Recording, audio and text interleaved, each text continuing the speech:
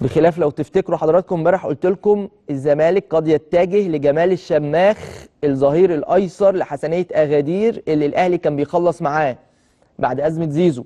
وبالفعل الصحف المغربيه والمواقع المغربيه النهارده قالت الخبر، احنا قلناه امبارح، النهارده الصحف المغربيه قالته.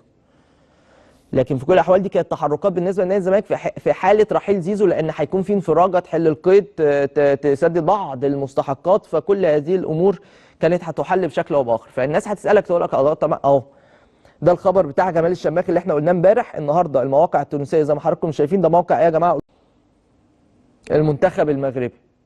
تمام. نادي مصر جديد يدخل على خط جمال الشماخ، وهنا في المتن بتاع الخبر هتلاقي اسم نادي الزمالك. طبعا اسم نادي الزمالك اسم كبير، وبالمناسبه اللاعب ده اضافه لاي نادي ينضم اليه، لعيب جامد جدا جدا جدا، باك ليفت محترم. ففي